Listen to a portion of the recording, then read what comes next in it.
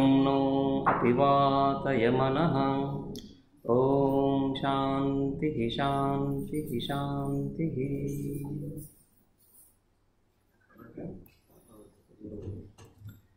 So ఈరోజు మనం ఇప్పుడు ప్రమాణముల గురించి కొంచెం విచారం చేద్దాం. ముందు క్లాస్లో కూడా మనం ప్రమాణాల గురించి చాలా చర్చ వచ్చింది, అనుమానము, ప్రత్యక్షం ఇత్యాదులు. సో ఇక్కడ ప్రమాణాల గురించి చర్చ. అందులో ఈ ప్రమాణాలు సకల దర్శనాల్లో ఉంటున్నాయి. సకల దర్శనాల్లో కూడా ప్రమాణాల యొక్క ప్రయోగం, సర్వత్ర ప్రమాణాలు లేకుండా ఏ విషయం జరగదు. కాబట్టి ముందు ఈ దర్శనం అంటే ఏదో చూస్తున్నాము. కాబట్టి దర్శనానికి శబ్దము దృశ్యధాతువు నుంచి దృశ్యతే అనేన ఇది దర్శనం. దృశ్యతే అనేన, దేని ద్వారా అయితే తెలుసుకోబడుతుందో. దృశ్య అంటే చూడడము అంటే జ్ఞానము అని అర్థం కదా. సో దర్శనము అంటున్నప్పుడు జ్ఞానము. ఇంతకుముందు సార్ ఎలా చెప్పారో అలా దర్శనము అంటే జ్ఞానము. కేవలం చూడడము అనే కాకుండా జ్ఞానము. జ్ఞానము దేని ద్వారా కలుగుతుందో. దృశ్యతే అనేన కరణ వ్యుత్పత్తి. మనం కారకాల గురించి చర్చిస్తున్నప్పుడు ఈ విషయం కొంచెం అక్కడ విశేషంగా చూడొచ్చు. దృశ్యతే అనేన అని ఆ కరణ అర్థములో, కరణము అనే అర్థములో దృశ్యధాతువు నుంచి దర్శనం ఉత్పన్నమవుతాము. అంటే ఈ దర్శన శాస్త్రాలన్నీ కూడా, ఎన్నో దర్శన శాస్త్రాలు ఉన్నాయి మన భారతీయ దర్శన శాస్త్రాలు. ఇవన్నీ కూడా ఒక తత్వాన్ని తెలియజేయడానికి ప్రయత్నం చేస్తున్నాయి. కాబట్టి వీటి ద్వారా దృశ్యతే, వీటి ద్వారా తెలియబడుతుంది. ఏం తెలియబడుతుంది? యథార్థము, తత్వము, స్వరూపము, ఏదైతే వాస్తవమో అది తెలుసుకోవాలి. జ్ఞానం అన్నప్పుడు ఆ జ్ఞానం అనేది యథార్థ విషయాన్ని తెలియజేస్తుంది. ఉన్న విషయాన్ని ఉన్నట్లుగా తెలియజేసేదాన్ని జ్ఞానం అంటాము. అదే భ్రమ, లేకపోతే అది భ్రమ అవుతుంది. భ్రమ ఈ రెండింటికి భేదం చెప్పాలన్నప్పుడు ప్రమాణము ద్వారా తెలిసిన దాన్ని మాత్రమే మనము యథార్థంగా చెప్పుకుంటాం. అలా కాకుండా ఏదో తెలిసింది అన్నప్పుడు అది యథార్థం కాదు. అది దానికి ఈ భ్రమ అనే అర్థం కానీ దర్శనం అనే అర్థం కానీ రాదు. అందుకని దృశ్యతే అనేన ఇది దర్శనం, దేని ద్వారా అయితే మనకు విషయము, తత్వము తెలియజేయబడుతుందో అని. ఈ భారతీయ దర్శనాలు ప్రధానంగా ఆస్తిక, నాస్తిక అని, ఆస్తిక దర్శనాలు, నాస్తిక దర్శనాలని విభాగం చేయబడ్డాయి.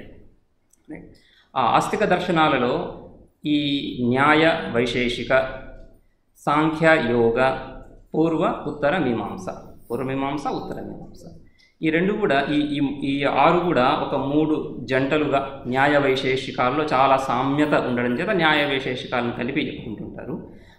తర్వాత కాలంలో న్యాయ వైశేషికాలు రెండు కలిసి ఈ తర్క సంగ్రహం ఇత్యాది గ్రంథాలు, అక్కడ మనం న్యాయ వైశేషిక దర్శనాలు రెండు కలిసి ఉండడం చూస్తాం. అదేవిధంగా ఈ సాంఖ్యయోగ దర్శనాలు, ఇవి కూడా ఈ దర్శనాలలో కూడా ఇదే విధంగా దృశ్యతే అనేనైతి దర్శనం అదే అర్థంతోనే. సాంఖ్యయోగ దర్శనాలు కూడా ఒక జంటలాగా. సాంఖ్యయోగ దర్శనంలో చాలా సామ్యత ఉండడం, సాంఖ్య ఒక థియరీ లాగా చెప్పుకోవచ్చు. అదే థియరీ బేస్డ్గా ఒక యోగ, ఈ అష్టాంగ సాధన ఇత్యాదులు, వీటికి ఫిలసాఫికల్ బ్యాక్గ్రౌండ్ సాంఖ్యం నుంచే వచ్చినట్టు చెప్పుకోవాల్సి ఉంటుంది. అదేవిధంగా పూర్వమీమాంస, ఉత్తరమీమాంస ఈ శాస్త్రాలు ప్రధానంగా వేదాన్ని విచారిస్తున్నాయి. పూర్వమీమాంస ఆ పదం ఎలా ఉందో అలాగనే పూర్వభాగాన్ని, వేదములో ఉండే పూర్వభాగాన్ని, కర్మకాండ భాగాన్ని విచారించేటువంటి శాస్త్రం దర్శనం. అదేవిధంగా ఉత్తరమీమాంస, ఉత్తర భాగాన్ని, వేదంలో ఉన్నటువంటి ఉత్తర భాగాన్ని, వేదాంతాన్ని, దీనికే వేదాంతం అని కూడా. వేదము యొక్క అంతము అంటే వేదము యొక్క చివరి భాగం అని చెప్పుకోవచ్చు. మంత్ర బ్రాహ్మణయోర్ వేదత్వం, మంత్రము బ్రాహ్మణము. అదే బ్రాహ్మణాన్ని మళ్ళీ ఆ బ్రాహ్మణ భాగంలో బ్రాహ్మణ, ఆరణ్యక, ఉపనిషత్తులని, ఆ విధంగా చివరిలో ఉన్న భాగమని. లేదా వేదస్య అంతం అనే పదానికి తాత్పర్యం అని అర్థం చెప్పుకోవచ్చు. తాత్పర్యం అని చెప్పుకున్నప్పుడు వేదము యొక్క తాత్పర్యాన్ని తెలిపేటువంటి భాగము అది వేదాంతము. దాని యొక్క విచారం వేదాంతము, ఉత్తరమీమాంస. వీటిని ఆస్తిక దర్శనాలని. ఇక నాస్తిక దర్శనాలలో చారువాక దర్శనము, జైన దర్శనము, బౌద్ధ దర్శనము. అయితే 6 ఆస్తిక దర్శనాలు ఉన్నాయి కాబట్టి నాస్తిక దర్శనాలు కూడా 6 అలా ఉంటే ఒక సిమెట్రీ ఏర్పడుతూ ఉంది. కాబట్టి బౌద్ధ దర్శనాన్ని మళ్ళీ 4గా చెప్పుకొని, బౌద్ధ దర్శనాలు అనేక విభాగాలు ఉన్నాయి, 4 ప్రధానంగా చెప్పుకొని వైభాషిక, సౌత్రాంతిక, యోగాచార, శూన్యవాద అని ఈ 4 ఈ విధంగా ఈ 4 బౌద్ధ దర్శనాలే, ఈ 4 జైనము, చార్వాకము. జైనంలో కూడా భేదాలు ఉన్నాయి, శ్వేతాంబరులు, దిగంబరులు. అయినా కూడా జైనాన్ని 1గా తీసుకున్నాము, బౌద్ధాన్ని 4గా తీసుకొని ఈ విధంగా 6 దర్శనాలు, ఆస్తిక దర్శనాలు, 6 నాస్తిక దర్శనాలు. ఈ అన్ని దర్శనాలు కూడా తత్వాన్ని ప్రదర్శించడానికే ప్రయత్నం చేస్తున్నాయి. ఆ ప్రయత్నం ద్వారా వాళ్ళు ప్రతిపాదించిన విషయము, ఒకరు ప్రతిపాదించిన విషయాన్ని ఇంకొకరు అంగీకరిస్తున్నారా లేదా అనేది వేరే విషయం. కానీ విచారించి ఒక నిర్ణయానికి రావడానికి ప్రయత్నం చేస్తున్నారు, విచారించి నిర్ణయానికి వస్తున్నారు. ప్రమాణ ప్రయోగం ద్వారా ప్రమాణాలను ప్రయోగించి ఒక నిర్దిష్ట స్వరూపాన్ని ఉపదేశించడానికి ప్రయత్నం చేస్తున్నారు. రైట్. అందుకని మనకి ఇక్కడ సామాన్యంగా లోకంలో మనకు వినిపిస్తూ ఉంటుంది, వీళ్ళు ఇలా చెప్తున్నారు, వాళ్ళు అలా చెప్తున్నారు, మేము ఏది వినాలి, ఏది నమ్మాలి, ఎలా ఉంటుంది అనేది. అయితే దీన్ని ఇంకొక దృష్టిలో చూడొచ్చు. మన పూర్వీకులు అన్ని విషయాలను, దేన్ని వదలకుండా అన్ని విషయాలను కూలంకషంగా విచారించారనే తెలుస్తూ ఉంది ఇన్ని దర్శనాలు ఉండడం చేత. సో అది మనకు ఒక భూషణమే కానీ అది తక్కువదనం కాదు, అది భూషణం అవుతుంది. ఎందుకంటే ఇంత విచారం ఎక్కడ జరిగింది దేశంలో, ఏ ప్రపంచంలో ఏ భాగంలో జరిగింది ఇంత విచారం, ఇన్ని దర్శనాలు, ఇన్ని వైవిధ్యాలు ఉంటూ కూడా అందులో మళ్ళీ సామరస్యం ఉంది. అక్కడ ఒక అనుగత స్వరూపం ఒకటి తెలుస్తూ ఉంది. రైట్. సో ఆ విధంగా ఇది ఒక భూషణంలాగానే చూడాల్సి ఉంటుంది మనం. ఇందులో ఈ ఆస్తిక నాస్తిక విభాగాలకి ఆధారం ఏంటి అని చెప్తున్నప్పుడు, ఆస్తికత అంటున్నప్పుడు అస్థి అనే భావం కదా, ఏది ఉంటే ఆస్తిక దర్శనం అవుతా ఉంది, ఏది లేకపోతే నాస్తిక దర్శనం అవుతా ఉంది అన్నప్పుడు అక్కడ వేద ప్రామాణ్యాన్ని చెప్పుకోవాల్సి ఉంటుంది. నాస్తికో వేదనిందకాహ అని. నాస్తికో వేదనిందక. నాస్తికుడు అంటే వేదనిందకుడు. వేదనింద అంటున్నప్పుడు వేదాన్ని ప్రమాణంగా అంగీకరించకపోవడమే వేదనింద, ఇంకా వేరే నింద ఏం లేదు అక్కడ. వేదాన్ని ప్రమాణంగా అంగీకరించేవాడు ఆస్తికుడని, వేదాన్ని ప్రమాణంగా అంగీకరించినటువంటి వాడు నాస్తికుడు. ఈ నిర్వచనం కాకుండా ఈశ్వరుణ్ణి అంగీకరించేవాడు ఆస్తికుడు అనే నిర్వచనం తీసుకుంటే ఇక్కడ కుదరటం లేదు. ఎందుకంటే వైశేషిక, సాంఖ్య, పూర్వమీమాంసా దర్శనాల్లో ఈశ్వరుణ్ణి నిరాకరించారా లేదా అనేది పక్కన పెడితే, ఈశ్వరుణ్ణి వాళ్ళ తత్వాన్ని ప్రతిపాదిస్తున్నప్పుడు తత్వంలో ఒక అంశంగా ఈశ్వరుణ్ణి ప్రతిపాదించారంటే లేదు. అక్కడ ఈశ్వరుని ఒక తత్వంగా ప్రతిపాదించడం లేదు. అంటే జగత్తు యొక్క సృష్టి, జగత్తు యొక్క రచన, జగత్తును గురించి వ్యాఖ్యానిస్తున్నప్పుడు, వాళ్ళ తత్వాలను వ్యాఖ్యానిస్తున్నప్పుడు ఈశ్వరునికి ఒక స్థానం ఇచ్చారా లేదా అనేది చూస్తున్నప్పుడు అక్కడ సాంఖ్య దర్శనంలో కానీ, వైశేషిక దర్శనంలో కానీ, పూర్వమీమాంస దర్శనంలో కానీ ఆ విధంగా కనిపించడం లేదు. అందుకని అయినా కూడా వాళ్ళని ఆస్తిక దర్శనాలుగానే భావిస్తున్నాం. పరలోకాన్ని అంగీకరిస్తే ఆస్తికము అని చెప్పుకుంటే బౌద్ధ, జైన దర్శనాలు పరలోకాన్ని అంగీకరిస్తున్నాయి. ఆత్మను అంగీకరించే వాళ్ళు ఆస్తికులను అంగీకరిస్తే జైనులు ఆత్మను అంగీకరిస్తున్నారు. చార్వాకులు, బౌద్ధులు ఆత్మను అంగీకరించకపోయినా జైనులు ఆత్మను అంగీకరిస్తున్నారు. రైట్. అందుకని ఈ ఆస్తిక నాస్తిక విభాగం ఏ విధంగా ఏర్పడుతూ ఉందంటే, నాస్తికో వేదనిందక అని. వేదాన్ని ప్రమాణంగా అంగీకరించినటువంటి వాడు వైదికుడు, వేదాన్ని ప్రమాణంగా అంగీకరించినటువంటి వాడు నాస్తికుడు అని. విచారానికి ఇద్దరు విచారం చేస్తున్నారు. నాస్తిక దర్శనాల్లో విచారం ఉంటుంది. ఈ భేదం ఈ దర్శనాలలో విశేష చర్చ ఉంది ఇక్కడ అని చెప్పడానికి సింపుల్గా న్యాయశాస్త్రము, ఈ ఆస్తిక దర్శనాలు ప్రధానంగా ఈ దర్శనాలన్నింటికీ సూత్ర గ్రంథాలు, సూత్ర లిటరేచర్, రైట్, అత్యంత సంక్షిప్త వాక్యాలతో తత్వాన్ని ప్రతిపాదించడానికి చేసే ప్రయత్నం సూత్ర గ్రంథాలు.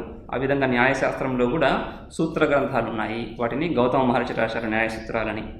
రైట్. అదేవిధంగా ఆ న్యాయసూత్రాల మీద భాష్యం వ్యాఖ్యానం చేసిన మహర్షి వాత్సాయన మహర్షి. అదేవిధంగా సాంఖ్యాది దర్శనాలకు కూడా ఈ విధంగా సూత్రాలు, అదేవిధంగా భాష్య గ్రంథాలు. ఆ తర్వాత భాష్య గ్రంథాల మీద మళ్ళీ టీకాలు, టిప్పణీలు ఇవన్నీ కూడా సర్వత్రా ఉండడం, ఇది మన దర్శన శాస్త్రాలలో, మన సంప్రదాయంలో ఉన్నటువంటి మన సంప్రదాయంలో జరిగినటువంటి విచారం ఇదంతా. ఆ ఇండాలజీని తీసుకుంటే ఇండాలజీలో దాని ఆ డెప్త్ ఇంత ఉందని తెలుస్తాం. ఇదే విధంగా నాస్తిక దర్శనాల్లో కూడా దర్శన శాస్త్రము చెప్పుకుంటున్నాము. దర్శన శాస్త్రంలో దృశ్యతే అనేన ఇది దర్శనం. అయితే ఆ దృశ్యతే అనేన దేని ద్వారా తెలుస్తూ ఉంది ఏంటి? ఆ దర్శనంలో ఉన్నటువంటి ఆ టూల్, ఆ పరికరం ఏంటి? దేని ద్వారా మనకి జ్ఞానం కలుగుతుంది అంటున్నప్పుడు దర్శన శాస్త్రాన్ని ప్రధానంగా మనం ప్రమాణ శాస్త్రము, ప్రమేయ శాస్త్రంగా చెప్పుకోవచ్చు. రైట్. ప్రమాణ శాస్త్రము, ప్రమేయ శాస్త్రము. లూజ్గా దీన్నే పాశ్చాత్య సంప్రదాయాల్లో ఎపిస్టిమాలజీ, ఆంటాలజీగా చెప్పుకోవచ్చు. ప్రమాణ శాస్త్రాన్ని ఎపిస్టిమాలజీగా లూజ్ ట్రాన్స్లేషన్. ఎగ్జాక్ట్గా ఎపిస్టిమాలజీ అంటే ప్రమాణ శాస్త్రం అని చెప్పడం లేదు, కానీ ఒక లూజ్ ట్రాన్స్లేషన్ చేయించాలి. ప్రమేయ శాస్త్రం అంటే ఆంటాలజీ, అంటే వస్తువు ఏది ఉంది, దేని గురించి నువ్వు చర్చించదలుచుకుంటున్నావు, దేన్ని ప్రతిపాదించదలుచుకుంటున్నావు అనేది ప్రమేయము. ప్రమాణానికి, జ్ఞానానికి తెలిసే, జ్ఞానము ద్వారా తెలియబడేటువంటి విషయము ప్రమేయము. ఆ విషయాన్ని ఎలా తెలుసుకుంటున్నావు, ఏ విధంగా ఆ విషయాన్ని నిరూపిస్తున్నావు, ఏ విధంగా ఆ విషయం ఉంది అని నిర్ధారిస్తున్నావు అని చెప్పేది ప్రమాణ శాస్త్రం.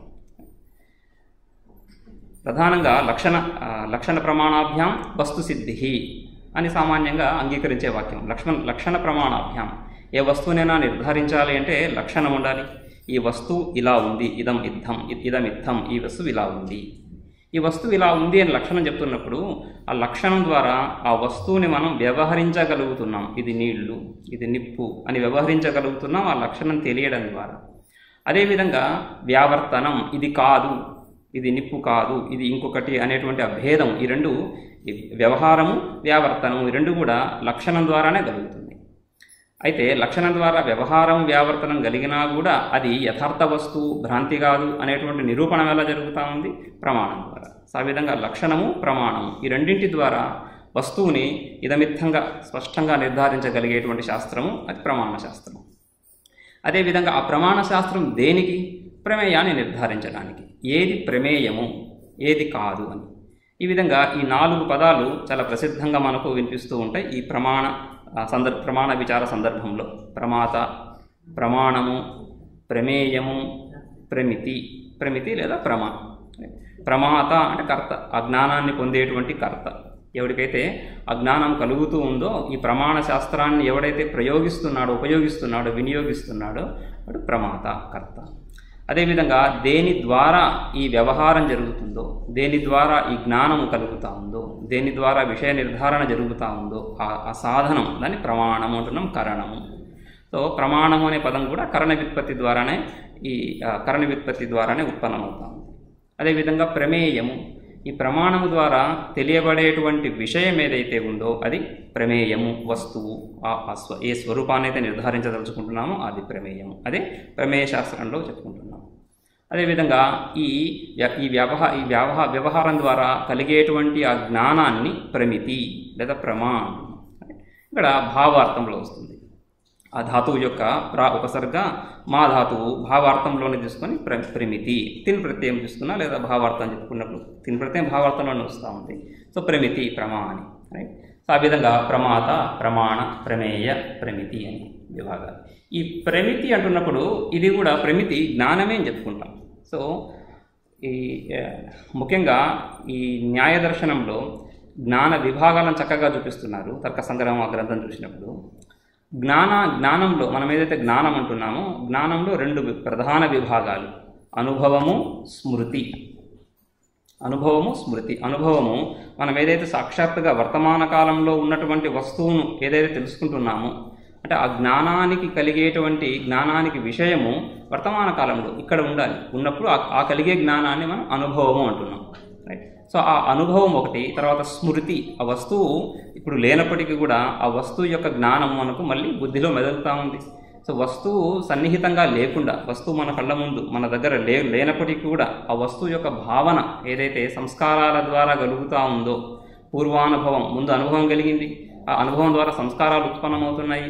ఆ సంస్కారాల ద్వారా స్మృతి ఏదైతే ఉత్పన్నమవుతుందో ఆ స్మృతి కూడా జ్ఞానమే. అనుభవము, స్మృతి ఈ 2 జ్ఞానం. సో ఈ అనుభవంలో మళ్ళీ 2 విభాగాలు చెప్తారు: యథార్థము, అయథార్థము. రైట్. యథార్థానుభవాన్ని మనం ఇంతకుముందు చెప్పుకున్నటువంటి ప్రమితి, ప్రమా అని చెప్పుకుంటున్నాం. దృశ్యతే అనయనైతి దర్శనం అంటున్నప్పుడు దృశ్యతే అనయనైతి దర్శనం ఏది చూపిస్తూ ఉంది? అది ప్రమ ద్వారా యథార్థ విషయాన్ని చూపిస్తూ ఉంది. యథార్థ విషయాన్ని చూపిస్తుందనేదే అక్కడ, అందుకనే దానికి దర్శనం అని చెప్పుకుంటున్నాం. రైట్. సో అనుభవంలో యథార్థాన్ని ప్రమా, ప్రమితి. ఇక అయథార్థ జ్ఞానము అది కూడా జ్ఞానమే అవుతా ఉంది. మనం జ్ఞానము అనే పదాన్ని ప్రయోగిస్తున్నప్పుడు ఇవన్నీ కూడా జ్ఞానాలే అవుతున్నాయి. యథార్థము జ్ఞానమే, అయథార్థము జ్ఞానమే, స్మృతి జ్ఞానమే. ఆ అయథార్థంలో మళ్ళీ 3 విభాగాలు చెప్పుకుంటారు. భ్రాంతి జ్ఞానం కలుగుతుంది. రజ్జు సర్పము వేదాంతంలో అంతా కూడా ప్రసిద్ధమైనటువంటి భ్రాంతికి ఉదాహరణ రజ్జు సర్పము, మరుమరీచిక, ఈ సుక్తి రజతము, కళ్ళ ముందు ఉన్నటువంటిది రజ్జువు. ఆ మందాంధకారం వల్ల, ఆ దోషం వల్ల, ఇంద్రియ పటుత్వం లేకపోవడం చేత అక్కడ ఉన్నటువంటి వస్తువు ఉన్నట్లుగా కనిపించకుండా అది ఇంకొక వస్తువులాగా కనిపిస్తూ ఉంది. దాన్ని భ్రాంతి అంటున్నాం. అదేవిధంగా సంశయము, ఈ వస్తువు ఇదా కాదా, ఏదైతే వస్తువు దూరంగా ఒక వ్యక్తి వస్తున్నాడు, ఈ వ్యక్తి మన మిత్రుడైనా కాదా, నాకు తెలిసిన వ్యక్తి అయినా కాదా అనేటువంటి సంశయం అనేటువంటి అది కూడా జ్ఞానమే అవుతా ఉంది. జ్ఞానమే, కానీ దాన్ని సంశయము అని చెప్పుకుంటున్నాం. బుద్ధిలో కలిగే ఇవన్నీ కూడా జ్ఞానాలు, ఇవన్నీ బుద్ధిలోనే కలుగుతున్నాయి. అదేవిధంగా తర్కము లేదా ఊహ తర్కము, ఇది కూడా యథార్థ జ్ఞానం కిందకి వస్తుంది. యథార్థ జ్ఞానానికి ఉపయోగపడేటువంటి అయథార్థ జ్ఞానం యథార్థం కిందనే వస్తాం. ఏదైనా ఒక విషయాన్ని నిర్ధారిస్తున్నప్పుడు ప్రశ్న ఎవరైతే వేస్తున్నారో ఆ ప్రశ్నకు సమాధానం చెప్పబోయేటప్పుడు తీసుకునేటువంటి ఆపోజిట్ పొజిషన్, పూర్వపక్షి పొజిషన్ తీసుకునేది చెప్తున్నామో ఆ విషయాలను తర్కం అని చెప్పుకుంటాం. రైట్. అనుమాన ప్రమాణం కొంత విచారించవచ్చు, తర్కము. ఇవన్నీ కూడా జ్ఞానంలో విభిన్న విభాగాలు. వీటిలో ఒకటి మాత్రమే ప్రమితి. దాని ద్వారానే యథార్థ జ్ఞానం కలుగుతూ ఉంది. మిగతా వాటి ద్వారా యథార్థ జ్ఞానం కలగటం లేదని.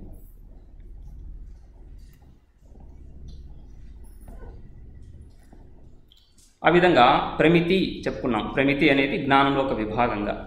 ఆ ప్రమితి, ఆ ప్రమ దానికి సాధనం, ఆ ప్రమ కలగడానికి సాధనం కరణం అని చెప్పుకున్నాము. అదే ప్రమాణం. ప్రమాయాహ కరణం ప్రమాణం. ప్రమ యొక్క కరణము, ప్రమ ఉత్పన్నం కావడానికి మనకు ఉపయోగపడేటువంటి సాధనం, అది ప్రమాణం అవుతా ఉంది. ఇక ప్రమ అంటున్నప్పుడు కూడా యథార్థ జ్ఞానం అని చెప్పుకున్నాము. దానికి కూడా ఒక లక్షణం, అనధిగత అబాధిత అర్థ విషయక జ్ఞానం. ఏదైతే మనకు ముందు తెలియని విషయం ఉందో ఆ తెలియని విషయాన్ని చెప్పేటువంటి విషయాన్ని మనం ప్రమ అని చెప్తున్నాం. కానీ తెలియని విషయాన్ని తెలియజేసేదాన్నే ప్రమ అంటున్నాం. కానీ తెలిసిన విషయాన్ని తెలియజేసేటువంటి స్మృతి ఆల్రెడీ మనకు తెలిసిన విషయమే, యథార్థమై ఉండొచ్చు. ఈ స్మృతి అంటున్నప్పుడు స్మృతిలో కూడా మనం అయథార్థం చెప్పుకోవచ్చు. యథార్థ అనుభవం ద్వారా కలిగే స్మృతి యథార్థ స్మృతి అవుతుంది. స్మృతి అజ్ఞానంలో దోషమేం లేదు. అయథార్థ భ్రాంతి ఏదైతే కలుగుతుందో భ్రాంతి నుంచి కూడా సంస్కారాల ద్వారా స్మృతి ఉత్పన్నం అవుతున్నప్పుడు ఆ స్మృతి కూడా ఆ భ్రాంతి విషయకంగానే ఉంటుంది.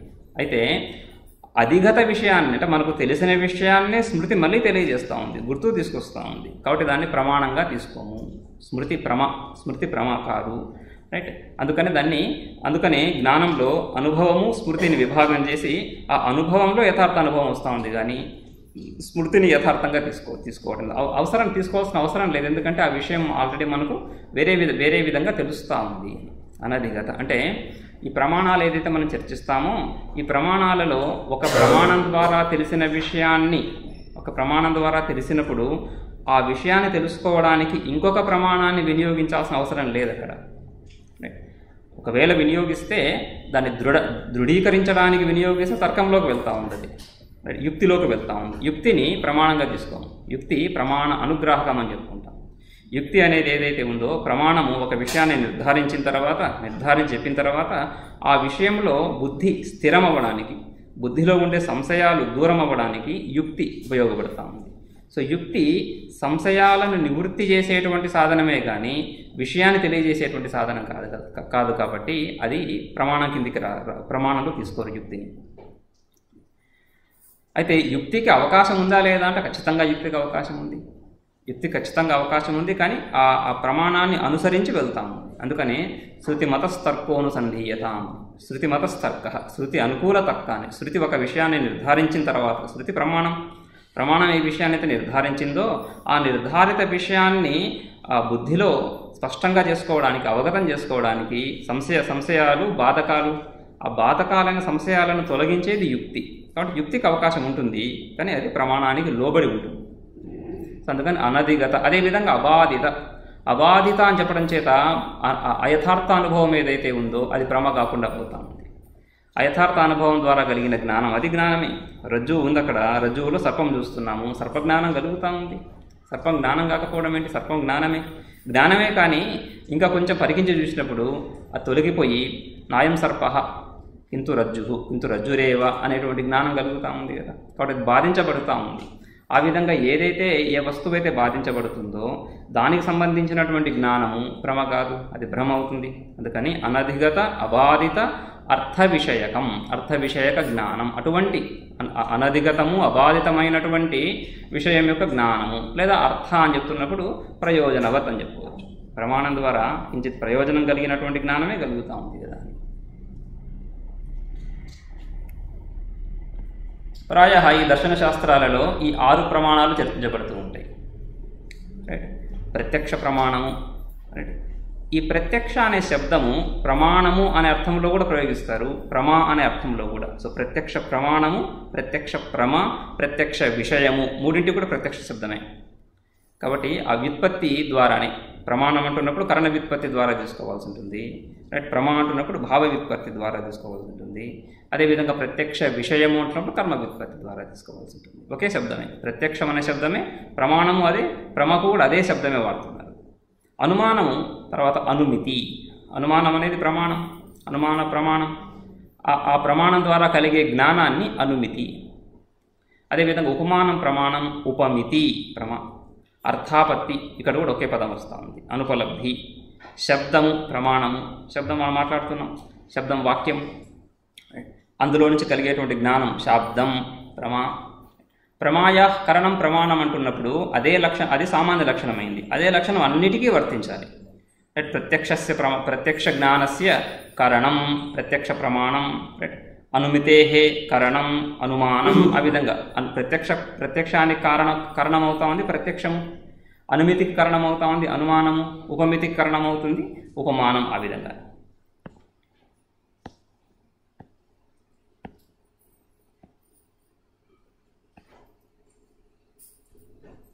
ఓకే.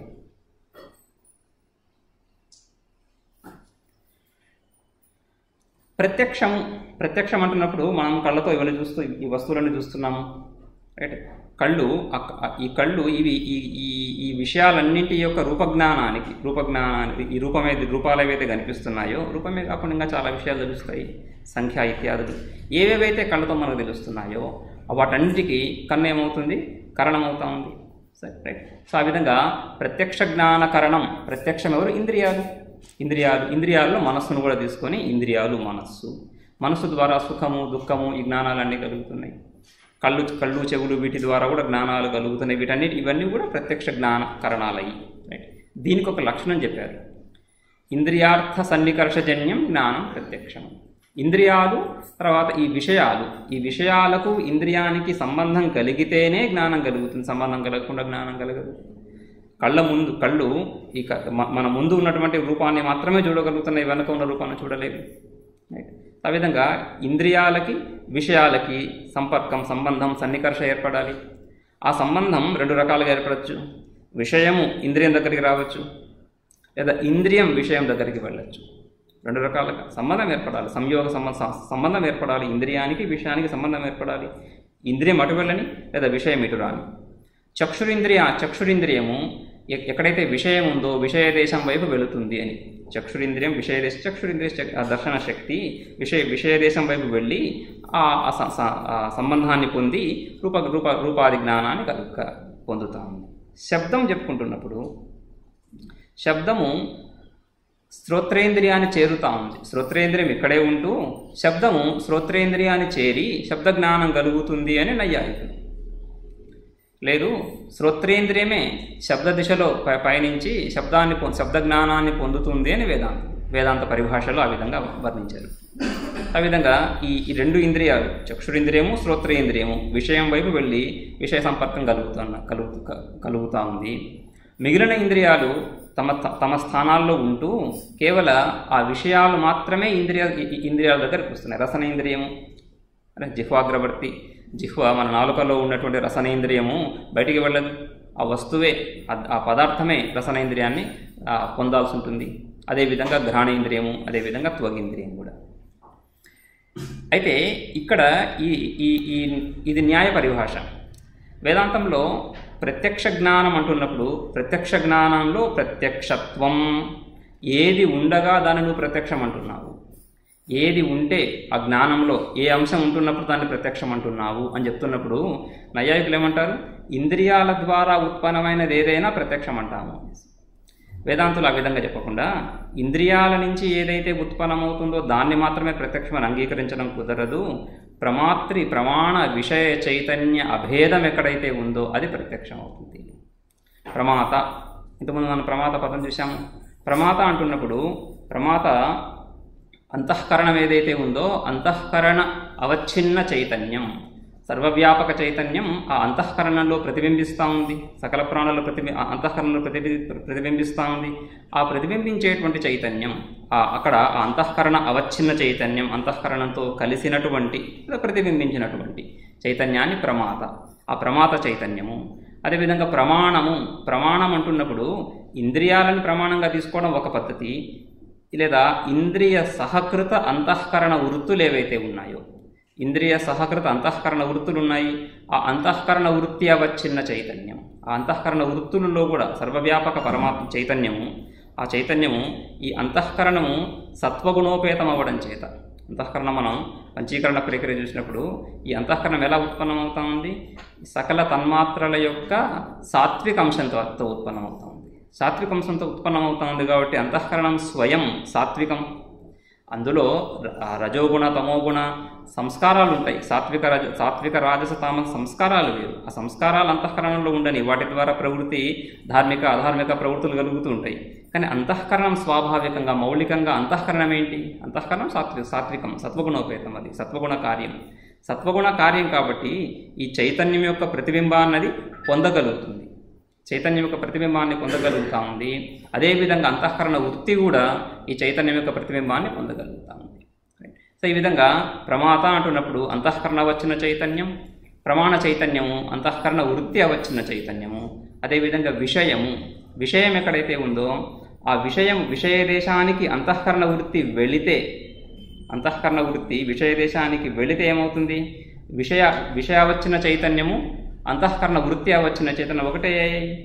అంతఃకరణం ఎక్కడైతే ఈ అంతఃకరణం అయితే ఉందో దాని వృత్తి, దాని యొక్క మార్పు, దాని పరిణామము బాహ్య దేశానికి వెళ్ళి విషయ దేశానికి వెళ్ళినప్పుడు విషయం ఎక్కడైతే ఉందో అక్కడే అంతఃకరణ వృత్తి కూడా వస్తూ ఉంది. సో ఇప్పుడు అంతఃకరణ వృత్తి, విషయము, తర్వాత అంతఃకరణము మూడు అక్కడే వచ్చేసాయి. సో మూడింటి అభేదం ఏర్పడుతూ ఉంది. ఎక్కడైతే ఈ విధంగా అభేదం ఏర్పడుతుందో అది ప్రత్యక్షం. ఇది వేదాంత నిర్ణయం. వేదాంత చర్చలో, వేదాంత పరిభాషలో చూస్తాం మనం. ఈ విధంగా ప్రమాత, ప్రమాణ, విషయ ఈ మూడు యొక్క కలయిక, ఈ మూడింటి యొక్క కలయికను మనం ప్రత్యక్షం చెప్పుకుంటున్నాం. అది ఆ లక్షణం చెప్తున్నప్పుడు ఈ సకల ప్రత్యక్షాలలో మనకు ఎలా కలుగుతానే ఉంది. అదేవిధంగా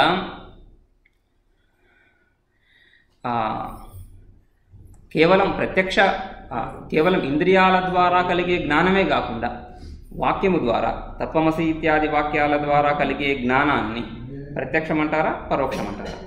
ప్రత్యక్షం అని చెప్పాలి. పరోక్ష జ్ఞానం అది సాక్షాత్ అపరోక్షం బ్రహ్మ, సాక్షాత్ అపరోక్షాత్ బ్రహ్మ.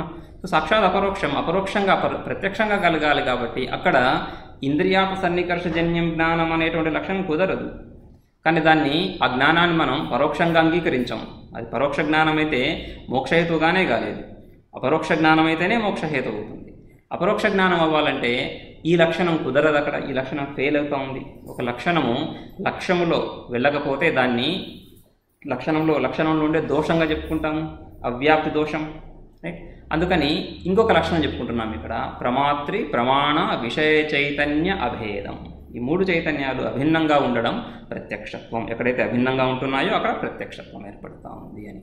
ఆ విధంగా వాక్యం ద్వారా కూడా, శబ్ద ప్రమాణం ద్వారా కూడా ప్రత్యక్ష జ్ఞానం ఏర్పడుతుంది. ఇది ప్రధానమైనటువంటి భేదము వేదాంత దర్శనానికి ఇతర దర్శనాలకి. ఇతర దర్శనాలలో ప్రత్యక్ష జ్ఞానం కేవలము ఇంద్రియాలు మనస్సు ద్వారా మాత్రమే కలుగుతాయి. ఇంద్రియాలు మనస్సు ద్వారా మాత్రమే ప్రత్యక్ష జ్ఞానం కలుగుతుంది అన్నప్పుడు శబ్దము ద్వారా ఏమవుతుంది? పరోక్ష జ్ఞానం. అనుమానం ద్వారా పరోక్ష జ్ఞానం. విచారం ద్వారా పరోక్ష జ్ఞానం. అప్పుడు ఈ థియరీ ప్రాక్టీస్ మోడల్ వస్తుంది. థియరీ చదువుకున్నాము, తర్వాత ప్రాక్టీస్ చేయాలి. ఈ థియరీ ప్రాక్టీస్, ఈ విభాగం, ఇదే బేసిక్ ద్వైతం ఇక్కడ వచ్చేస్తూ ఉంది. ఇది చదువుకున్నామా, అర్థమైందా, తర్వాత మళ్ళీ మనం ఏదో చేయాలి, ఏదో చేసి మనసు ద్వారా సాక్షాత్కరించుకోవాలి. సాక్షాత్కారం అంటే అనుభవమే. సంశయ విపర్యయరహిత అనుభవాన్ని సాక్షాత్కారం అని చెప్పుకుంటాం. కానీ ఈ విధంగా ప్రత్యక్షత్వాన్ని అంగీకరించకపోతే ఇతర ప్రమాణాలలో ప్రత్యక్షత్వాన్ని కేవలం ఇంద్రియార్థ సన్నికర్షజన్యం అని చెప్పుకున్నప్పుడు వాక్య జ్ఞానం పరోక్షమై కూర్చుంటా ఉంది. అదేవిధంగా అనుమానం ద్వారా అనుమానం ఒక ప్రక్రియ, అనుమానం ఒక కరణం ప్రక్రియ, దాని ద్వారా కలిగేటువంటి జ్ఞానాన్ని అనుమితి అని చెప్పుకుంటున్నాం. అనుమితి కూడా ప్రత్యక్షం ద్వారా ఏదైతే ఇంద్రియాల ద్వారా ఏ జ్ఞానం అయితే కలుగుతుందో అదే విధంగా అనుభవం, అదే స్థాయి కలిగినటువంటి అనుభవం అది కూడా. అయితే ప్రత్యక్షానికి అధిక ప్రాధాన్యత ఇస్తారు జ్యేష్ఠ ప్రమాణం. అనుమాన ప్రమాణం ప్రత్యక్షం మీద ఆధారపడుతూ ఉంది. ప్రత్యక్షాన్ని ఆశ్రయించే అనుమానమే కానీ ప్రత్యక్షాన్ని ఆశ్రయించకుండా స్వతంత్రంగా అనుమానానికి అవకాశం లేదు. అయితే ప్రత్యక్షం మాత్రం మిగిలిన ప్రమాణాలను ఆశ్రయించకుండా స్వతంత్రంగా జ్ఞానాన్ని కలిగించగలుగుతాం. కాబట్టి జ్యేష్ఠ ప్రమాణం. ఇక్కడ కూడా సామాన్య లక్షణం అనుమితికరణం. ఆ తర్వాత ఇక్కడ ఈ పరామర్శ, వ్యాప్తి అనే పదాలు వస్తాయి. అవి చూద్దాం. ఇక్కడ ముందు ఉదాహరణ తీసుకుంటే పర్వతో వన్నిమాన్ ధూమాత్, ఇది ప్రసిద్ధ ఉదాహరణ. ఏ గ్రంథంలో వెళ్ళినా కూడా అనుమానాన్ని పరిచయం చేస్తున్నప్పుడు ఈ ఉదాహరణతోనే మొదలవుతారు. పర్వతో వన్నిమాన్ ధూమాత్. ఈ పర్వతాన్ని మనం ఉద్దేశించి పర్వతంలో ఆ కొండ చూస్తున్నప్పుడు అక్కడ పొగ కనిపిస్తూ ఉంది. ఆ పొగ కనిపించినప్పుడు మనం ఏ విధంగా అయితే చెప్పుకుంటున్నామో నిప్పు లేనిదే పొగ రాదు. సో నిప్పు లేనిదే పొగ రాదు అంటే నిప్పు యొక్క అభావం ఉంటే పొగ యొక్క అభావం ఉండాలి. రైట్. ఎత్ర వన్నిర్నాస్తి తత్ర ధూమోపి నాస్తి. నిప్పు లేకపోతే పొగ ఉండనే ఉండదు. పొగ ఉంది అంటే నిప్పు ఉండాలి. ఈ సంబంధం, ఈ రెండింటికి, పొగకి నిప్పుకి ఈ సంబంధాన్ని వ్యాప్తి అంటున్నాం. వ్యాప్తి జ్ఞానం. ఈ ధూమం ఎక్కడెక్కడైతే ఉందో అక్కడంతా కూడా వన్హి ఉండే తీరాలి. ఈ ధూమానికి ఈ వన్హికి ఉండేటువంటి ఒక అవినాభావ సంబంధం, అది లేకుండా ఇది ఉండదు. ఆ విధంగా సహచర్యం, ఆ సహచర్యాన్ని, నియత సహచర్యం, దాన్నే మనం వ్యాప్తి అంటున్నాం. రైట్. ఈ ఉదాహరణలో పర్వతో వన్నిమాన్ ధూమాత్ అనేది ప్రసిద్ధంగా చెప్పుకుంటాం. అందులో పక్షము, పర్వతం అంటే పక్షము, అక్కడ నిప్పు ఉందా లేదా అనేటువంటి సందేహం కలుగుతూ ఉంది. ఈ పర్వతంలో పొగ అయితే కనిపిస్తూ ఉంది కానీ నిప్పు ఉందా లేదా అని సందేహం కలుగుతూ ఉంది.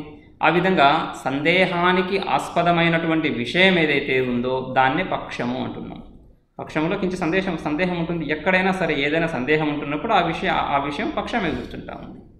అందులో దేని సందేహం అయితే ఉందో అదే సాధ్యం. అది అక్కడ ఉన్నప్పుడు రైట్, ఆ సందేహానికి విషయం సాధ్యం ఉందా లేదా తర్వాత నిర్ణయిస్తాం. అదేవిధంగా ఆ నిర్ణయించాలంటే పర్వతంలో వన్హి ఉందా లేదా అని సందేహం కలుగుతూ ఉంది. ఆ వన్హిని సాధ్యంగా చెప్పుకుంటున్నాం. వన్హి ఉందా లేదా అని నిర్ణయించాలంటే అక్కడ ధూమం ఉండాలి. దేని ద్వారా నిర్ణయిస్తున్నాము? ఒక విషయాన్ని సాక్షాత్తుగా కనిపిస్తే నిర్ణయించేదేముంది? పర్వతంలో కనుక వన్హి సాక్షాత్తుగా మన కళ్ళ కనిపిస్తూ ఉంటే నిర్ణయించేదేముంది? ప్రత్యక్ష ప్రమాణంగా నిరూపితమైపోతూ ఉంది. ఆ విధంగా కనిపించినప్పుడు దాన్ని మనం శంకిస్తున్నాం. ఆ సంశయగ్రస్తమైనటువంటి విషయం వన్హి, దాన్ని నిరూపించడానికి పొగ మనకు ఉపయోగపడుతూ ఉంది. ఈ పొగ ఉంది కాబట్టి అక్కడ వన్హి ఉంటుంది అని. రైట్. సో ఆ విధంగా ఆ ధూమానికి వన్నితో ఉండేటువంటి ఒక నిత్య సంబంధం, ఆ నిత్య సంబంధాన్ని వ్యాప్తి అంటున్నాం. ఆ వ్యాప్తి కలిగినటువంటి ధూమానికి వ్యాప్తి ఉంది, వ్యాప్తిని సంబంధం ఉంది. అటువంటి ధూమం పర్వతంలో ఉంది, మనకు కనిపిస్తూ ఉంది, మన కళ్ళ ముందు కనిపిస్తూ ఉంది. ఆ జ్ఞానం, ఈ పొగ వెళ్ళి ఆ పర్వతంలో ఉంది అనే జ్ఞానం ఏదైతే కలుగుతూ ఉందో ఆ జ్ఞానాన్ని పరామర్శ అంటున్నాం. పరామర్శ అంటే సామాన్యంగా జ్ఞానం అని, అయితే విశేష జ్ఞానం ఇక్కడ. ఈ విధమైనటువంటి జ్ఞానం, ఈ విధమైనటువంటి జ్ఞానము కలిగిన తర్వాతనే అనుమితి కలుగుతూ ఉంది. పర్వతంలో ఎండబడతా ఉంది, ఎండబడడమో లేకుంటే పొగమంచు కనిపిస్తూ ఉంది. పొగమంచు కనిపించినంత మాత్రాన అక్కడ అగ్ని ఉండదు. పొగమంచును ఎవడైనా పొగగా పొరబడితే, రైట్, ఆ పొగమంచును ఎవడైనా పొగగా పొరబడితే అక్కడ వాడికి వన్హి ఉంది అనేటువంటి భ్రాంతి కలుగుతుంది. కానీ వన్హి నిజంగా లేదు అక్కడ. వాడికి పొగమంచును చూసి కొండలో అగ్ని ఉంది నిర్ణయానికి వస్తే అది భ్రాంతి అవుతుంది. ఎందుకంటే అక్కడ వ్యాప్తి లేదు. పొగమంచుకి నిప్పుకి వ్యాప్తి లేదు. కానీ ధూమానికి, పొగకి, నిప్పుకి వ్యాప్తి ఉంది. సో అటువంటి వ్యాప్తి కలిగినటువంటి హేతువు పక్షంలో ఉంటే ఆ పక్షంలో ఉంది అనేటువంటి జ్ఞానాన్ని మనం పరామర్శగా చెప్పుకుంటాం.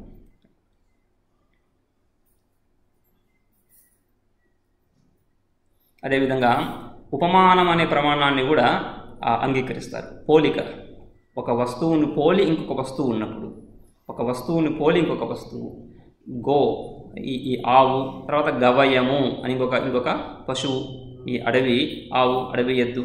సో ఈ ఆవు తర్వాత ఈ గవయము, ఈ రెండింటికి పోలిక ఉండడం చేత ఎవరికైతే ఈ గవయము అనేటువంటి విషయం, అనేటువంటి వ్యక్తి, అనేటువంటి పశువు తెలియదో వాళ్ళకి గోవును చూపించి గోవు వలె ఉండేటువంటిది అని ఆ విధంగా బోధ కలిగించవచ్చు. వాడికి బోధ కలుగుతూ ఉంది. ఈ వాక్యాన్ని చెప్తున్నప్పుడు గో సదృశో గవయ, గోవుతో సమానమైనటువంటి పోలిక కలిగినటువంటిది గవయము అనే వాక్యము చెప్పినప్పుడు ఎదుటివాడి జ్ఞానం కలుగుతూ ఉంది. ఆ జ్ఞానానికి సాధన ఏంటి? ఆ వాక్యమే. ఆ వాక్యంలో ఏముంది? సాదృశ్య బోధ. ఇది దానిని పోలినటువంటి ఈ వస్తువు, ఈ గోవు నీకేదైతే చక్కగా తెలుసో దీనిని పోలినటువంటిది ఇంకొకటి ఉంది అని చెప్తున్నప్పుడు ఈ పోలిక అనేటువంటి ఈ పోలిక ద్వారా ఇంకొక జ్ఞానం కలుగుతూ ఉంది. రైట్.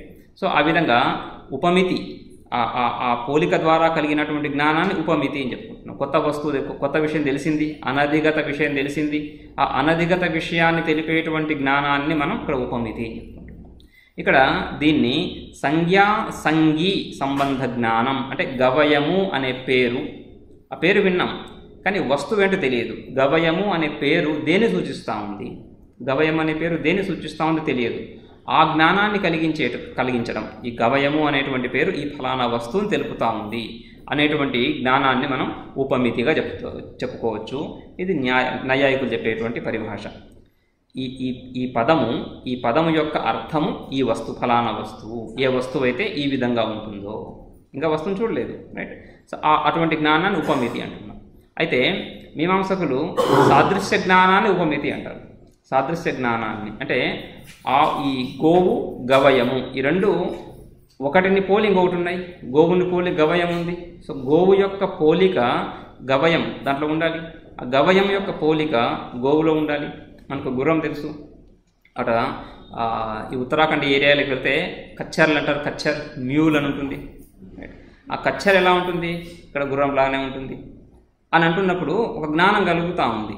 దీని పోలిక ఆ వస్తువులో ఉంది, ఆ జంతువులో ఉంది, దాని పోలిక ఈ జంతువులో ఉంటుంది.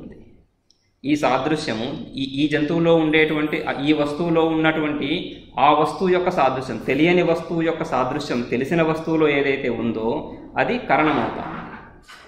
తెలియని వస్తువులో తెలిసిన వస్తువు యొక్క పోలిక ఏదైతే ఉందో అది ఫలమవుతాం. దీని ద్వారా అది తెలుస్తాం. ఆ విధంగా ఈ కారణము అది సాధ్యమని.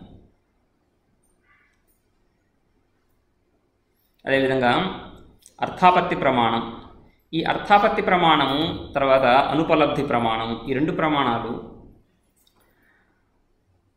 ఈ 6 ప్రమాణాల్లో ఈ రెండింటిని కొందరు అంగీకరిస్తున్నారు, కొందరు అంగీకరించడం లేదు. 6 ప్రమాణాలు చూసాము. ఈ 6 ప్రమాణాల్లో చార్వాకులు కేవలం ప్రత్యక్షాన్ని మాత్రమే అంగీకరిస్తున్నారు. కేవలం ప్రత్యక్షాన్ని మాత్రమే, మేము ఏదైతే కళ్ళతో చూస్తామో, మేము ఏదైతే వింటామో దాన్ని మాత్రమే నమ్ముతాము, మిగిలిన వాటిని నమ్మము. ఈ చార్వాకుల్ని ఈ విధంగా చెప్పేటువంటి కేవలం ప్రత్యక్ష జ్ఞానాన్ని మాత్రమే అంగీకరిస్తామనేటువంటి ఈ వాదనని ప్రతి దార్శనికుడు కూడా ఖండించాడు. ప్రతి దార్శనికుడు, నాస్తికుడు కానీ ఆస్తికుడు కానీ ఇతర దార్శనికులు అందరూ కూడా దీన్ని నిరాకరించారు. కేవలం ప్రత్యక్షంతో జీవనం గడవదు. రైట్. పశువాదిశ్చ అవిశేషాత్, పశువాదులలో కూడా ఈ ప్రత్యక్ష అనుమాన ఈ వ్యవహారాలన్నీ అక్కడ కూడా తెలుస్తున్నాయి మనకు. అనుమానం అనేది కేవలం మనుషులే కాకుండా పశుపక్షాదులు కూడా చేస్తున్నాయి అనుమానాలు. అనుమానం లేకుండా వ్యవహారం గడవదు. అందుకని అనుమానాన్ని ఆ విధంగా తిరస్కరించలేము. అయితే అర్థాపత్తి ప్రమాణానికి వచ్చేసరికి ప్రత్యక్షము అనుమానం ఆ విధంగా. ప్రత్యక్షం కేవలం చార్వాకులు, ప్రత్యక్షము అనుమానాన్ని అంగీకరించే వాళ్ళు వైశేషికులు. కేవలం ప్రత్యక్షాన్ని అనుమానాన్ని మాత్రమే అంగీకరిస్తారు, ఇతర ప్రమాణాలు అంగీకరించడం లేదు. సాంఖ్యులు ప్రత్యక్షము అనుమానము శబ్ద ప్రమాణాన్ని అంగీకరిస్తున్నారు, శబ్ద ప్రమాణం. వైశేషికులు ఆస్తికులే, వేదనిందకులు కాదు. వేదాన్ని ప్రమాణం అంటారు కానీ అనుమానంలో అంతర్భూతం చేస్తారు దాన్ని.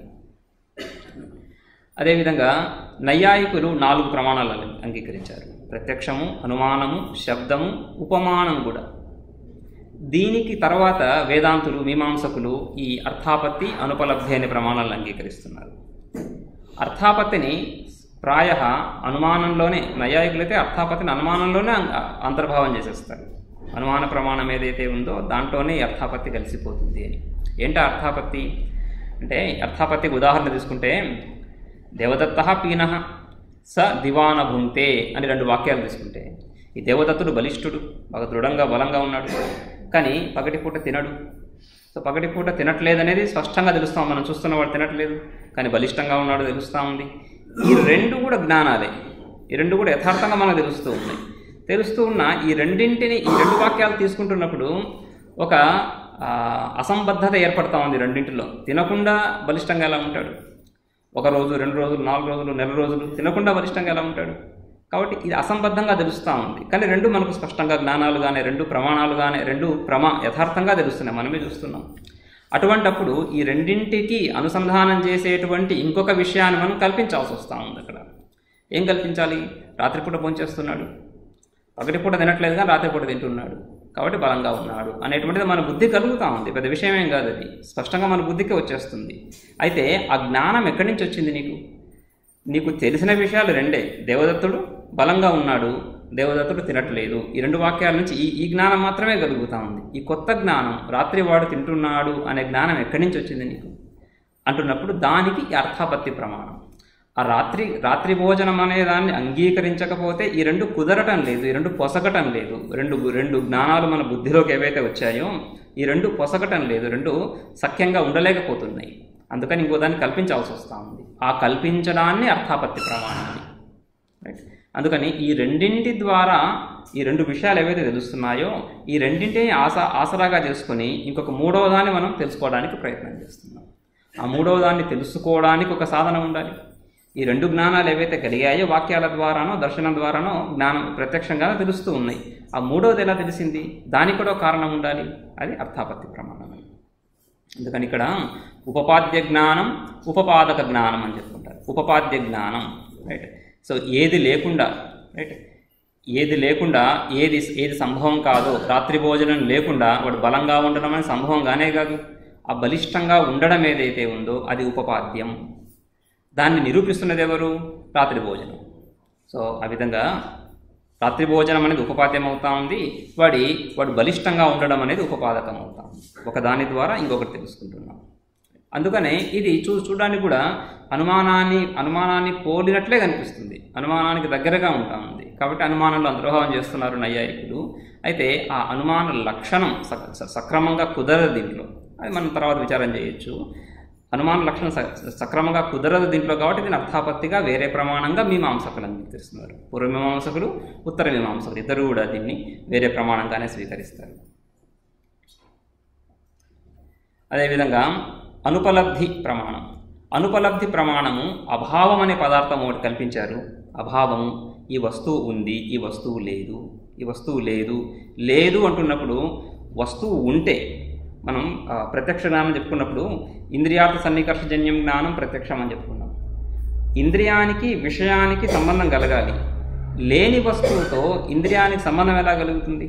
ఉన్న వస్తువుతో సంబంధం కలుగుతుంది, కానీ లేని వస్తువుతో సంబంధం ఎలా కలుగుతుంది? సంబంధం లేకుండా ప్రత్యక్ష జ్ఞానం ఎలా కలుగుతుంది? సో ప్రత్యక్ష జ్ఞానానికి అంశం కాదు అభావము. జ్ఞానం విషయమే లేదు అక్కడ. విషయం లేనప్పుడు ఇంద్రియ సంబంధం లేకుండా జ్ఞానం కలగదు. అదేవిధంగా వస్తువే లేనప్పుడు అనుమానంతో ఎలా నిరూపిస్తావు? అనుమానానికి వ్యాప్తి జ్ఞానం చెప్పుకున్నాము, పరామర్శ జ్ఞానం చెప్పుకున్నాము. వస్తువే లేదు, సాధ్యమే లేదు, వ్యాప్తి ఎక్కడి నుంచి వస్తుంది? అందుకని అనుమానం కుదరదు, ఉపమానానికి అవకాశమే లేదు అక్కడ. సో ఈ విధంగా ఈ ప్రమాణాలు ఏవి కూడా ఉపకరించడం లేదు అభావాన్ని తెలపడానికి. కానీ అభావ జ్ఞానం చక్కగా కలుగుతూ ఉంది.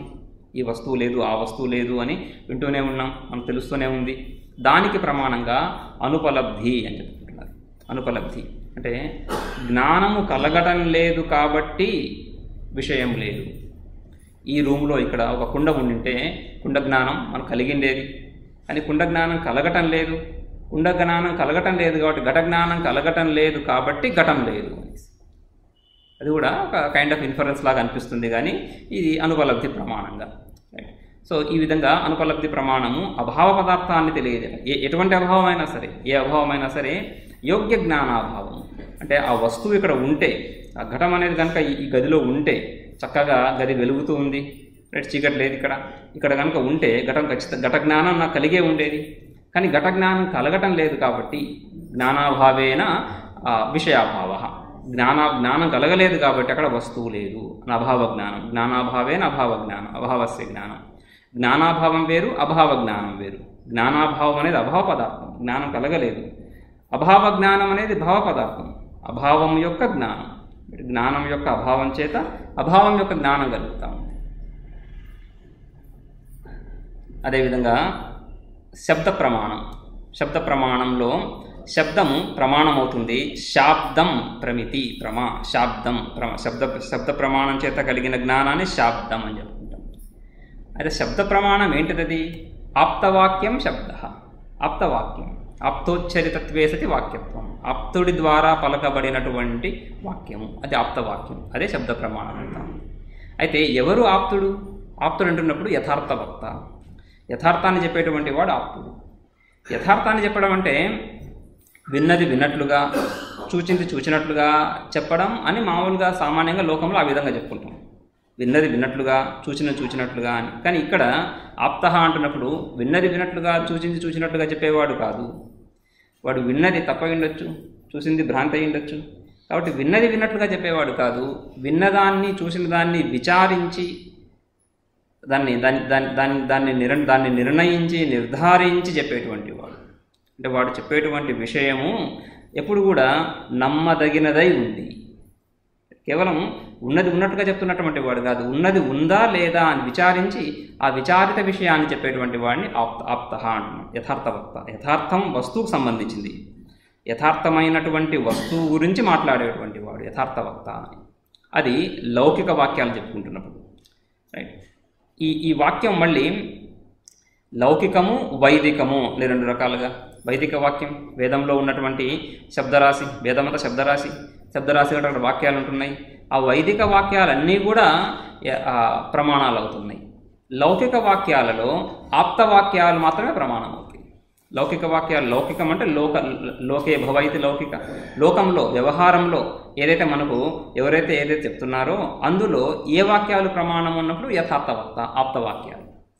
వైదిక వాక్యాలు ఈ వేదాన్ని అపౌరుషేయంగా చెప్పుకుంటున్నాము. అపౌరుషేయం అంటున్నప్పుడు అక్కడ వక్త లేడు, ఒక వక్త ద్వారా వచ్చినటువంటి వాక్యం కాదది. ఏ విధంగా అయితే ఈ సృష్టి పరమాత్మ నుంచి ఏ విధంగా అయితే ఉత్పన్నమవుతుందో అదే విధంగా ఆ సృష్టితో పాటుగా వేదం కూడా ఉత్పన్నమవుతుంది. వేదం ప్రకటమవుతుంది సృష్టితో జగత్తుతో పాటే, జగత్తుతో కూడాని ఏ విధంగా. అందుకనే జన్మాద్యసేత అని చెప్పుకున్న తర్వాత శాస్త్రయోనిత్వాత్, శాస్త్రం కూడా అదే పరమాత్మ నుంచే ఉత్పన్నమవుతా ఉంది. ఏ పరమాత్మ నుంచి అయితే జగత్తు ఉత్పన్నమవుతా ఉందో. సో జగత్తు వేదము రెండు పరమాత్మ నుంచి ఒకేసారిగా ఉత్పన్నమవుతూ ఉన్నాయి. అదే విధంగా అంటే అది కూడా పూర్వకల్పంలో ఉన్నటువంటి ఏ విధంగా అయితే ఉత్పన్నమైందో అదే విధంగా ఉత్పన్నమవుతా ఉంది. పరమాత్మ కేవలం దాన్ని ప్రకటన చేస్తున్నాడు, సంసారాన్ని ప్రకటన చేస్తున్నాడు. అదేవిధంగా వేదాన్ని కూడా ప్రకటన చేస్తున్నాడు. మేనిఫెస్టేషన్ మాత్రమే అవుతా ఉంది అక్కడ. అతను సృష్టించడం అంటే కొత్తగా ఏదో కులాలుడు కుండను సృష్టించినట్లుగా, రైట్, ఆ విధంగా కాకుండా. ఓకే. సో ఆ విధంగా వాక్యము లౌకికమని వైదికమని ఈ విధంగా లోకంలోకి చెప్పే వాక్యాలు ఈ విధంగా. వైదిక వాక్యాలన్నీ కూడా ప్రమాణాలు అవుతున్నాయి. ఎందుకంటే అవి ఈ విధంగా ఒక వక్త ద్వారా ఉత్పన్నమైనటువంటివి కానే కావు. వక్త పురుషుడి ద్వారా ఉత్పన్నమైనటువంటి జ్ఞానాలలో, పురుషుడి ద్వారా కలుగుతున్నటువంటి ఈ వాక్యాలు జ్ఞానాలలో ఇంద్రియాల ద్వారా వాగింద్రియం కావాలి, తర్వాత బుద్ధి అనుసంధానం ఉండాలి. సో వీటి ద్వారానే ఈ వాక్యోత్పత్తి కలుగుతూ ఉంది. కాబట్టి అక్కడ ఇంద్రియ అపాటవం, రైట్, కర్ణాపాటవం. సో ఇంద్రియాల్లో ఉండే అపటుత్వం, ఆ దోషం కలుగుతుంది వాక్యాల్లో. ఆ వ్యక్తిలో ఉండేటువంటి దోషాల వాక్యాల్లోకి వస్తున్నాయి ఆ ఇంద్రియ అపటుత్వం ద్వారా. అదేవిధంగా బుద్ధి, ఆ బుద్ధి కూడా ఒకప్పుడు ఒక రకంగా ఉంటా ఉంది, ఇంకొక రకంగా ఉంటా ఉంది. కాబట్టి పురుషుడి ద్వారా కలిగినటువంటి ఈ పౌరుషేయ జ్ఞానాల్లో పురుషుడిలో ఉండేటువంటి దోషాలు, ఈ ఇంద్రియాల్లో ఉండేటువంటి దోషాలు, బుద్ధిలో ఉండేటువంటి దోషాలు, రైట్, ప్రమాణ విచారం సరిగా చేయకపోవడం వల్ల కలిగేటువంటి దోషాలు ఇవన్నీ ఉంటున్నాయి. కాబట్టి ఇక్కడ కేవలం యథార్థవక్త ఆప్తవాక్యాన్ని మాత్రమే ప్రమాణంగా తీసుకుంటున్నాము. వైదిక వాక్యాలు అలా కాకుండా వైదిక వాక్యాలను నైయాయికులు పౌరుషేయంగా తీసుకుంటారు. పౌరుషేయంగా తీసుకొని ఈశ్వర ప్రోక్తం వేదం అని, ఈశ్వరుడి ద్వారా రచించబడినటువంటిది అని. అందుకని అక్కడ పౌరుషేయంగా తీసుకున్నా ఈశ్వరుడు ఆప్తపురుషుడు అని చెప్తున్నారు. ఈశ్వరుడు ఆప్తపురుషుడు కాబట్టి నిత్య ఆప్తపురుషుడు, సదా ఆప్తపురుషుడు. అతడు ఎటువంటి రాగద్వేషాలు లేనటువంటి వాడు కాబట్టి సదా ఆప్తపురుషుడు కాబట్టి ఆ వాక్యము ప్రామాణికము అని చెప్పడం. అందుకని వాళ్ళు కూడా వైదిక వాక్యాలను పౌరుషేయాలుగా తీసుకున్నా కూడా ప్రామాణికాలుగా చెప్తున్నారు. మీమాంసకులు వేదానికి ఆదిని అంగీకరించరు, మహాప్రళయాన్ని అంగీకరించరు. ప్రళయం లేనే లేదు, ఎప్పటి నుంచో వేదం నడుస్తూనే ఉంది, అనాదిగా నడుస్తూనే ఉంది, అనాదిగా సృష్టి నడుస్తూనే ఉంది అని చెప్తున్నప్పుడు అక్కడ అపౌరుషేయం అవుతా ఉంది. వేదాంతులు వైదిక వాక్యాలను వేదాన్ని అపౌరుషేయంగానే అంగీకరిస్తారు, కానీ పరమాత్మ ద్వారా ప్రకటమవుతుంది సృష్టి ఆదిలో. ఆ ప్రకటమైనటువంటి వేదాన్ని ఈ ఋషులు ఆయా కాలాల్లో పొందుతున్నారు. ఋషి మంత్రద్రష్టార, మంత్రాలను దర్శిస్తున్నారు ఆయా కాలాలలో. కానీ ఆ వేదము ఋషి దర్శించినటువంటి కాలంలో వేదం ఉత్పన్నం కాలే. వేదాన్ని ఋషి రచించలేదు, వేదాన్ని ఋషి దర్శిస్తున్నాడు. ఆ దర్శిస్తున్నాడు అంటే ఆ వస్తువు ఉండాలి అక్కడ. వస్తువు ఉండాలి అంటే ఎవరు పెట్టారు అక్కడ దాన్ని? సృష్టి కాలం, సృష్టి ఆది నుంచే వచ్చినటువంటి ఆ శబ్దస్వరూపాన్ని ఋషి ఈ విధంగా ఈ కాలంలో దర్శిస్తున్నాడు. అటువంటి వేదము అపౌరుషేయము, అది నిర్దుష్టము, దోషరహితము కాబట్టి అది సర్వం ప్రమాణం. వేదం సంపూర్ణంగా సకల వేదవాక్యాలు ప్రమాణాలు అవుతున్నాయి లోకంలో, ఆప్తవాక్యాలు. ఈ శృతి ప్రమాణాన్ని, ఈ వైదిక వాక్య ప్రమాణాన్ని అంత్యం ప్రమాణం అని, ఇది పారమార్థిక ప్రమాణం. అంత్యం అన్నప్పుడు వేదాంతం అన్నప్పుడు చూసాము, అంతే భవ ఇది అంత్యం. అంతే భవ, అంతము అంటే సారాంశం అని, సారాంశాన్ని తెలియజేసేటువంటి, అంటే వస్తువు యొక్క యథార్థ స్వరూపాన్ని తెలియజేసేటువంటి ప్రమాణం వాక్య ప్రమాణం. ఇతర ప్రమాణాలు ప్రత్యక్షం నుంచి అర్థాపత్తి అనుపలబ్ధి వరకు ఈ ప్రమాణాలన్నీ కూడా లౌకిక ప్రమాణాలు, లోకంలో ఉండే విషయాలను తెలిపేటువంటివి. లౌకిక అని, వ్యావహారిక అని. లోకం అంటే వ్యవహారమే, లోకం అంటేనే వ్యవహారము కాబట్టి లౌకికమే వ్యావహారికము. వ్యవహార దశలో కలిగేటువంటి జ్ఞానాలను, వ్యవహార దశలో జ్ఞానాన్ని కలిగించేటువంటివి, వ్యవహార దశలో మనకు అగుపించేటువంటి విషయాలను తెలియజేసేటువంటివి లౌకిక ప్రమాణాలు. ఈ లౌకిక ప్రమాణాలన్నీ కూడా ఒక పెద్ద అంబ్రెల్లా, అజ్ఞానము అనే అంబ్రెల్లాలోకి వచ్చేస్తున్నాయి. అజ్ఞానం అనే అంబ్రెల్లా, ఎందుకంటే వ్యావహారికం, అది వ్యవహార కాలంలో కలిగేటువంటి జ్ఞానం. వైదిక ప్రమాణము, శాస్త్రము, శృతి ప్రమాణం కూడా ఈ అప్రమేయ పరమాత్మకు సంబంధించిన అప్రమేయ పరమాత్మ గురించి చర్చిస్తున్నప్పుడు వైదిక వాక్యాలు కూడా ఇవి మాయాకోటిలోకి వచ్చినప్పటికీ కూడా యథార్థ స్వరూపాన్ని, పరమాత్మ స్వరూపాన్ని తెలియజేస్తున్నాయి. ఏదైతే సంపూర్ణంగా అబాధితమో, ప్రత్యక్షాది ప్రమాణాలు తెలియజేసే విషయాలన్నీ కూడా బ్రహ్మజ్ఞానంతో బాధితమవుతున్నాయి. కాబట్టి మనం చెప్పుకున్న లక్షణము అనధిగత అబాధిత విషయబోధకత్వం. అబాధితత్వం లేదు అక్కడ ప్రత్యక్షాది ప్రమాణాల్లో, కానీ దాన్ని ప్రమాణంగా అంగీకరిస్తాము లౌకికంగా, వ్యావహారికంగా. ఆ బ్రహ్మజ్ఞాన పర్యంతం దాన్ని ప్రామాణికంగా తీసుకుంటున్నారు. దాని ద్వారానే వ్యవహారం జరుగుతూ ఉంది కాబట్టి వ్యావహారిక ప్రమాణం అని. ఇది ప్రమాణాల గురించి ఒక అత్యంత సంక్షేపంగా చెప్పడం జరుగుతుంది. ఇక్కడ పెట్టండి. ఓ